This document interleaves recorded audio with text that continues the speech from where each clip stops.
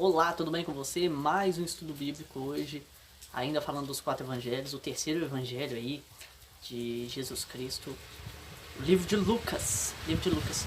Você sabia que o livro de Lucas, ele é o livro que foi escrito para apenas uma pessoa? Então o livro de Lucas, a intenção dele era ser escrito ali para apenas uma pessoa, evangelizar uma pessoa.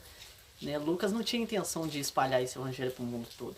E essa pessoa era Teófilo. Teófilo, que era o contemplado aí, né? Para receber.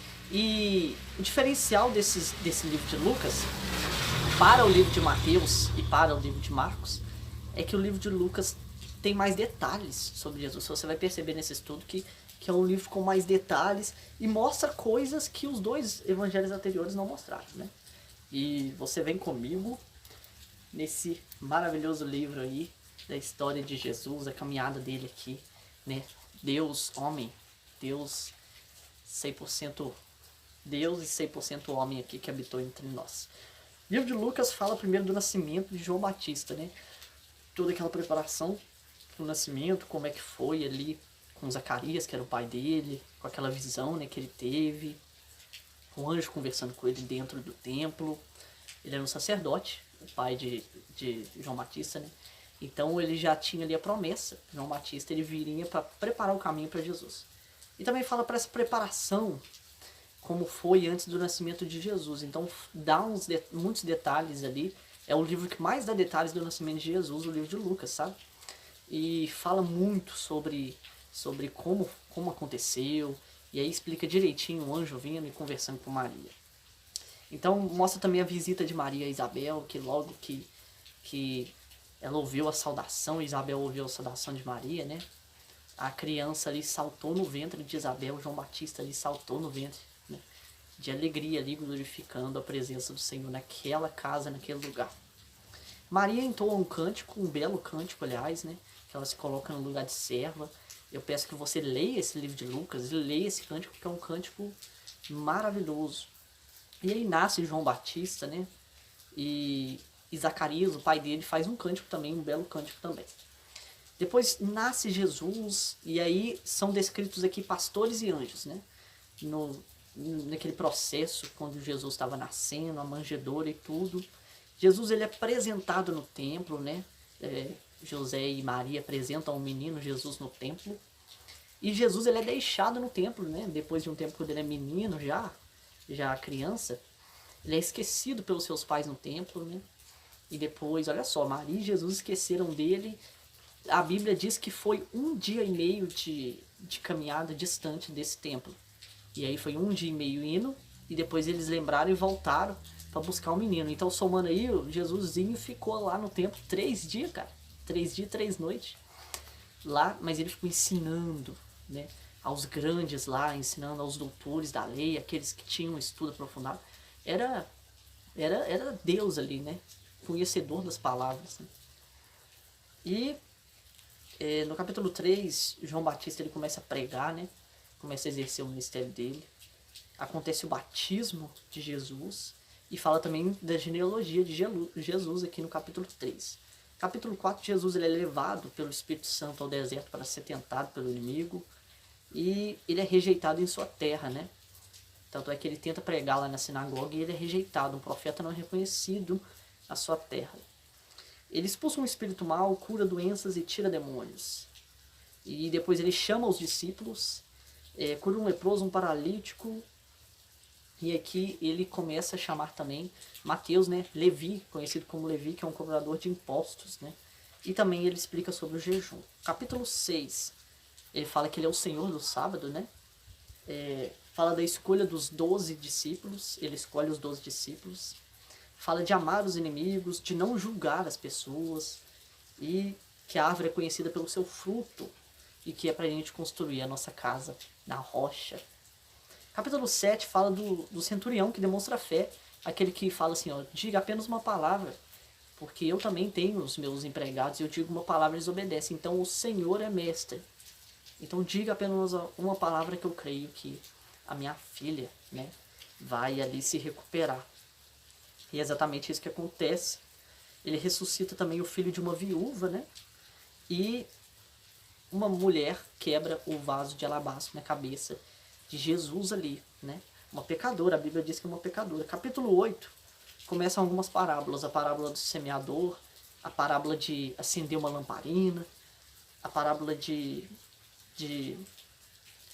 e aí termina essas parábolas, né, no capítulo 8. Mas aí Jesus também ele acalma a tempestade, ele cura aquele endemoniado que é mandado pelos porcos lá, né? Que os demônios são mandados nos porcos e se jogam ribanceira abaixo. E ele cura e ressuscita ali a filha de Jairo, até que ele fala, Talita cum, e aí ela se levanta, ela acorda. Capítulo 9, ele envia os 12, né, para espalhar o evangelho.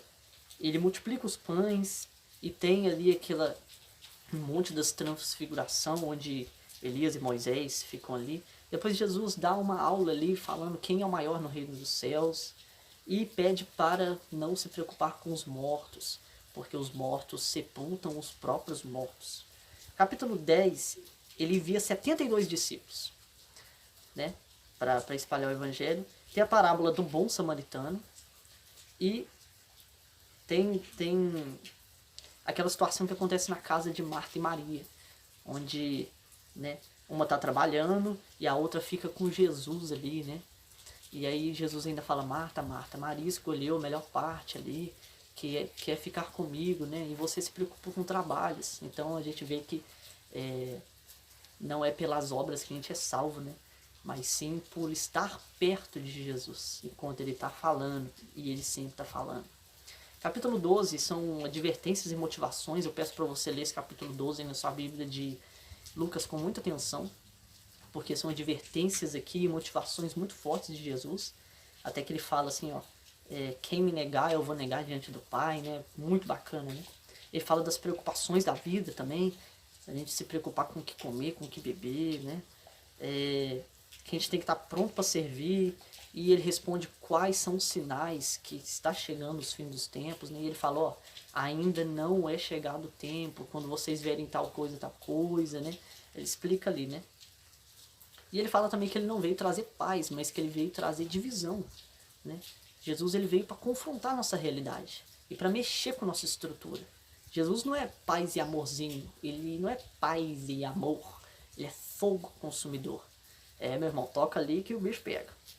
Capítulo de número 13 tem a parábola da figueira, e voltam as parábolas, né? Que é aquela assim, ó, deixe mais um pouco, né? Que eu vou cuidar dela, eu vou esperar ela mais um pouco. É aquela parábola que a figueira não dá frutos, e aí Jesus continua insistindo e clamando por nós, intercedendo por nós, né? E mesmo que passa tempos e tempos e a gente não dá frutos, né? Jesus é o nosso Deus de paciência, tem muita paciência pra gente, nosso Salvador. Também fala da mulher curada no sábado, do grão de mostarda, né? A fé, tamanho do grão de mostarda. E que o caminho para o céu, ele é um caminho de uma porta, e de uma porta bem estreita, que compete com vários outros caminhos, e todos eles com portas bem largas, né? Capítulo 14, Jesus na casa de um fariseu. Olha só, Jesus vai na casa do fariseu, explica muita coisa ali, né? Jesus ele ia até em festa, cara. Jesus ele foi em algumas festas, foi em festas de casamento, inclusive, que tinha vinho, né? Jesus ele entra em todo lugar, Tem a parábola também do grande banquete, né? Que foi dado um grande banquete, foi chamado todos para participarem desse banquete. Muitos não quiseram ir, inventaram desculpas e colocaram ali desculpas nas coisas mundanas. Eu comprei um lote, eu fiz isso, né? E fala também do preço de ser cristão, né? Que se alguém quiser, pega sua cruz e siga, né? Capítulo 15 fala da ovelha perdida, uma das passagens mais lindas para muita gente, para mim também. Fala também do pecador que se arrepende, né? Que é como se fosse aquela moeda que ele encontra, né? Porque há muita festa no céu quando o pecador se arrepende. Fala do filho pródigo com certeza é o resumo da Bíblia inteira, o resumo do amor de Deus por nós é o filho pródigo, né? Leia capítulo 15 de Lucas, o filho pródigo, você vai ficar chocado com o que você vai ler ali. Capítulo 16 fala da parábola do administrador astuto, né? E também do rico e o Lázaro. Essa passagem do rico e o Lázaro aqui é intrigante, né? Até que um empregado ali, Lázaro vive uma vida toda de sofrimento, né? Mais temente a Deus. E o rico vive uma vida esbanjante, preocupando com as coisas do mundo, gastando todo o seu tempo em farras e na bebedeira e no dinheiro, mas acaba que quando eles morrem, um vai pro seu destino no céu, o outro no inferno, né? O rico acaba indo pro inferno. E ele fala, pai Abraão, eu quero ir aí em cima e tal. E, nossa, é muito, muito bacana, né? Capítulo 17 fala dos 10 leprosos que foram curados, né? E a vinda do reino que está próxima. 18 fala do fariseu que orava, né? Orgulhosamente dentro do templo, né? E do publicano que orava de forma pedindo perdão, né? É uma passagem também fantástica. Jesus e as criancinhas, vinde a minhas criancinhas, né? Fala do homem rico também, do homem rico que não quer abandonar suas riquezas e servir a Jesus, que é só isso que faltava a ele, porque ele obedecia os mandamentos, olha só.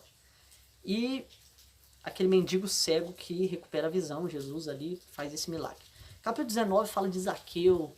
Você que não sabe quem é Zaqueu, é aquele homem pequenino que era um cobrador de impostos, uma pessoa má, que depois que Jesus entrou na casa dele, entrou no coração dele, ele resolveu retribuir tudo que ele fez de mal, né? E resolver seguir Jesus. Fala também da parábola de não pôr o dinheiro, né, com juros, né? Não usar o dinheiro com juros. Jesus ele entra em Jerusalém, aí é aquela passagem que ele entra pro jumentinho. Depois é aquela passagem que ele vai no templo e com o chicote ele expulsa todo mundo ali, fala que transformou a casa dele numa cova de ladrões e num covil ali de ladrões, de demônios. Capítulo 20 tem a parábola da vinha, né? Que mataram o filho, enviaram ali, os profetas enviaram também Jesus e mesmo assim mataram também. Dá a César o que é de César, que não existe ressurreição, né? Que a gente só tem uma vida, Jesus explica isso aqui também. E aqui é aquela passagem que Pedro fala para Jesus, ó, tu és o Cristo, filho do Deus vivo, né? No capítulo 21, apresenta pra gente a oferta daquela viúva pobre e são também dados os sinais dos fins dos tempos. Capítulo 22 é aquela ceia, né? A ceia do Senhor. Jesus vai para o monte de Getsemane e aí começa. Pedro nega ele, os soldados zombam de Jesus. Jesus se apresenta a Pilatos e Herodes. E no capítulo 23, o último, é feita a crucificação, morte e sepultamento de Jesus. Penúltimo, aliás, né? E no último capítulo de Lucas, capítulo 24, Jesus ele ressuscita, aparece aos discípulos e sobe aos céus. E tem a ascensão de Jesus aos céus e assim termina o livro de Lucas, né? Como eu disse, o livro de Lucas ele difere dos outros porque dos dois primeiros, Mateus e Marcos, porque mostra coisas que nos dois não mostra, né? Por exemplo, não fala aqui de Zaqueu, não fala anteriormente também de Maria e Marta ali na casa, né? Maria e Marta. Não fala também do rico e o Lázaro.